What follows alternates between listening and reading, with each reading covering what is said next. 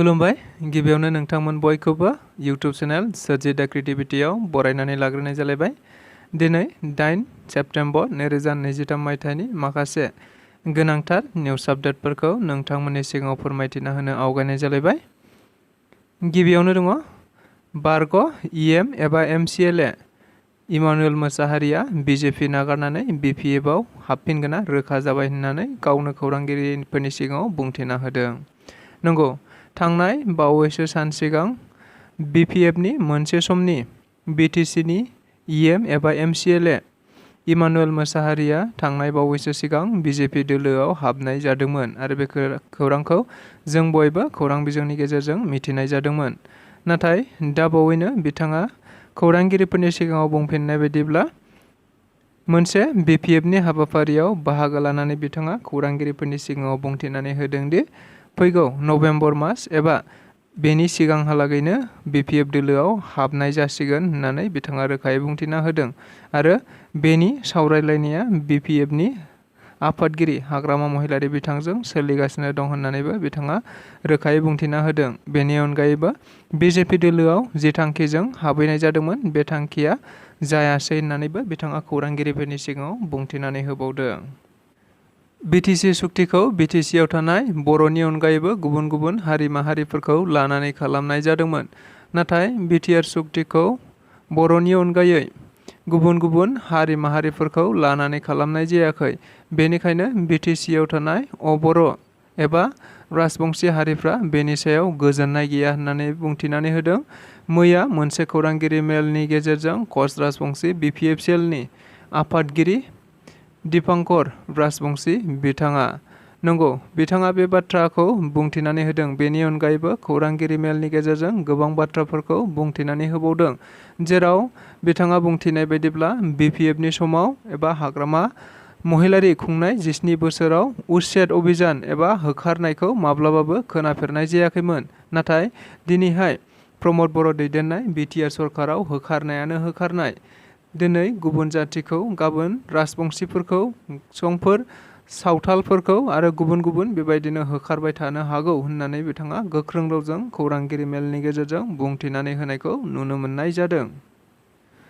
सुमनखाता ओनसोलाव गासै गं 14 गामिनि रायजो राजाफोरा लामायाव हानजा सरनानै सरकारनि हेंथायै हानजा सरनायखौ नुनो मोननाय जादों, जेराव BJP सरकार हाय हाय, BJP गभर्नमेन्ट मुर्दाबाद बायदि बायदि स्लगान होनायखौबो नुनो मोननाय जादों। मिथिनो मोननाय बायदिब्ला दाखालि थांनाय बुधबारखालि बे ओनसोलनि रायजो राजाफोरा गासै 10 घन्टा उखैहाब सोमावसारखांनायनि उनाव मैया आरोबाव गं 14 गामिनि रायजो राजाफोरा खौसेयैनो लामायाव ओंखारनानै अख्रां गोमसारजासे हानजा सरनायखौ नुनो मोननाय जादों।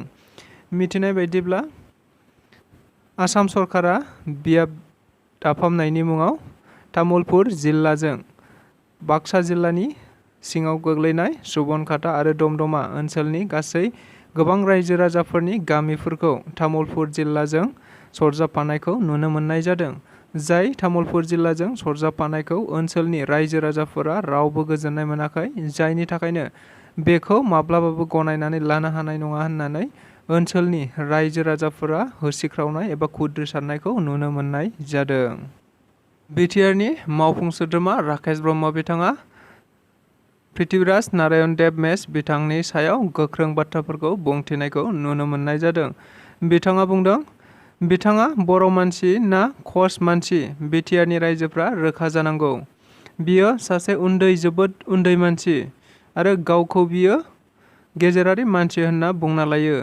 थारैनो बिसोरनि खामानिफोरा ओरैबो आरो हरैबो बेबायदि गोबां समावनो फिसा फिसा बाथ्राफोरखौनो गिदिर गिदिर खालामना बबेबा राजखान्थि दोलोनिफ्राय रां खामायनो लायो आरो बेबायदिनो जों नुबोबायबो थादों। बेनिखायनो जों मिथिगौ बिथाङा फैगौ BTR इलेक्शनाव BPF राजखान्थि दोलोनिफ्राय टिकेट मोननो नाजाबाय थादों आरो बे टिकेटखौ बिथाङा सालाखाथिनिफ्राय मोननो नाजादों। ओंखायनो दायो BTR नि गाहाय मावफुं सोद्रोमा प्रमद बर' बिथांखौबो बायदिसिना बाथ्राफोरजों बखिबाय थानायखौ नुनो मोनदों आरो BPF नि गाहायखौ गोजोन होनो नाजाबाय थानायखौबो जों नुनो मोनबाय थानाय जादों। बाक्सा जिल्लानि सिङाव थानाय दक्षिण बिजनि डिग्री कलेजनि दरखं मोखाङाव लाइस्राम लादु सिंनि हेंथायै गोख्रोङै सोमावसारनायखौ नुनो मोननाय जादों। नंगौ, जों बयबो मिथिगौ बड'लेण्ड इउनिभार्सिटिनि भाइस चेन्सेलर लाइस्राम लादु सिंनि हेंथायै गोख्रों सोमावसारबाय थानायखौ। थिग बेबायदिनो दासिमबो बे सोमावसारनाया जोबनानै थाङाखै, जेराव भाइस चेन्सेलर लाइस्राम लादु सिं बिथांखौ बड'लेण्ड इउनिभार्सिटिनिफ्राय होखारनांगौनि थाखाय गोबां बायदि हाबाफारि लानानै सोमावसारबाय थानाय जादोंमोन।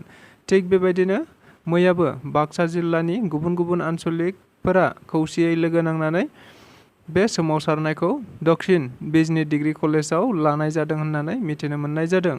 मख'जाथावदि मैयानि बे हाबाफारियाव बाक्सा जिल्ला आसुनि बिबानगिरि जुबिन दास बिथाङाबो बाहागो लाफैनायखौ नुनो मोननाय जादों। बेनि अनगायैबो बाक्सा जिल्ला दुलाराय बर' फरायसा आफादनि नेहाथारि जयचरन नार्जारि बिथांखौबो बाहागो लानायखौ नुनो मोननाय जादों। दुलाराय बर' फरायसा आफाद आख्रासु श्रीमन्त फाउन्डेसन फर कालचारेल ससाइटिनि बानजायनायाव मैया चिरां जिल्लानि सिङाव थानाय धालिगावनि RCCC IOCL बिजिआर टाउनशिपआव हारिमुवारि फोनांजाबनाय एबा सोलाय सोल' लानाय हाबाफारिखौ मैया जागायजेननाय जाबाय।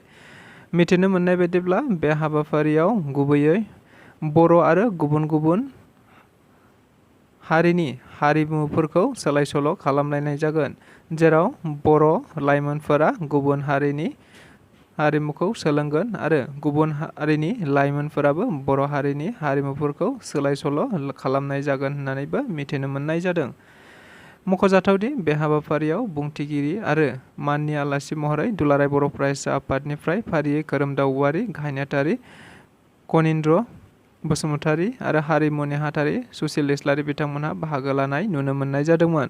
बेनि अनगायैबो श्रीमन्त फाउन्डेसन फर कालचारेल ससाइटिनि बेबायदि हाबाफारि लानाया जोबोद गोग्गाथाव होननानै हारिमुवारि फोनांजाबनाय हाबाफारिया थागिबि हारिफोरनि गेजेराव अराय खौसेथि लाखिगोन होननानैबो गावनि बिबुंथियाव बुंथिनानै होबावदों दुलाराय बर' फरायसा आफादनि मानगोनां लोगो आफादगिरि खोरोमदाव औवारी बिथाङा।